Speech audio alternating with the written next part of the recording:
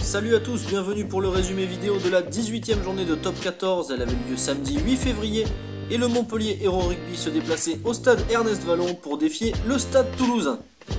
Beaucoup d'enjeux avant cette journée puisque les deux équipes sont à la lutte pour rester dans le peloton des 6 premiers, synonyme de qualification pour les barrages et pour la Coupe d'Europe l'an prochain. N'en déplaise à Guinoves, le problème des doublons frappe les deux équipes qui chacune doivent compter de nombreux absents en plus des blessés. Des équipes donc remaniées qui manquent sans doute d'automatisme, ce qui expliquera un match particulièrement haché. La première faute sur ce groupé pénétrant du stade toulousain à la 7e minute et la première pénalité que passe Eric Escande, Montpellier qui mène à Toulouse 3-0. Et Toulouse est souverain à domicile et fait souffrir le Montpellier Hérault Rugby notamment sur mêlée. Jean-Pascal Barak à la 14e minute permet aux siens d'égaliser 3 partout.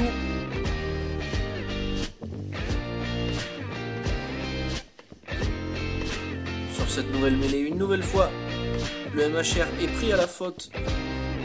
Cela va donner l'occasion au stade toulousain de passer une nouvelle pénalité.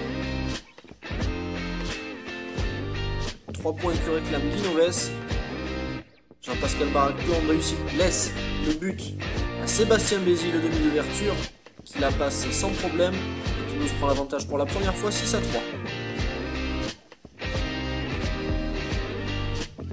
Les intentions de jeu sont montpelliéraines, la belle passe au contact d'Everson pour Tuitavake, Bérard qui peut rentrer dans les 22 mètres, transmettre à Escande directement sur Perrault, ils envoient du jeu les montpelliérains, c'est intéressant. Et là c'est Chili Boy Ralé-Pelé qui se met à la faute et qui va donner une nouvelle occasion à Eric Escande de passer 3 points.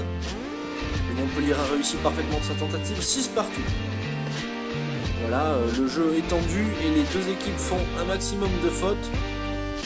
En deuxième période, le duel des buteurs se poursuit. Toulouse reprend l'avantage et Eric Escande remet les deux équipes à égalité à la 63e minute. Et sur une nouvelle offensive de Montpellier, c'est Benoît Payoc qui est découpé par Clément Poitrenaud. Le plaquage au ralenti, Monsieur Rénal qui n'hésite pas et qui sort le carton jaune à moins de 10 minutes de la fin de ce match. Ça donne l'occasion à Montpellier de jouer en supériorité numérique et en plus de cela de mener 12-9. L'occasion rêvée pour Montpellier de remporter sa première victoire à Toulouse. Stéphane Houda sur le bord du terrain qui a du mal à se contenir. Et voilà Fred Quercy, espoir du côté de Montpellier, commet cette erreur de jeunesse sûrement, qui offre 3 points faciles au stade toulousain qui recolle.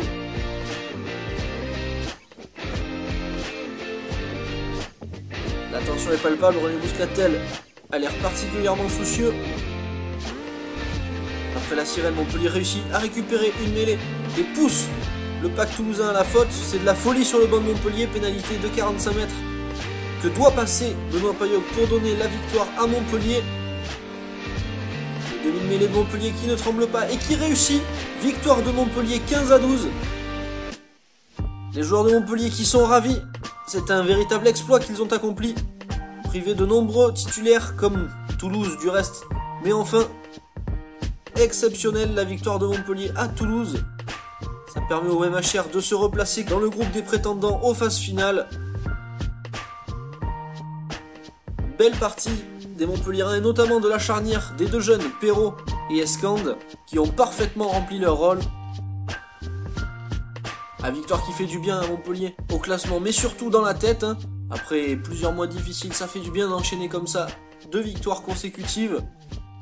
Rendez-vous samedi 15 février au stade Yves du Manoir pour le derby régional Montpellier-Perpignan.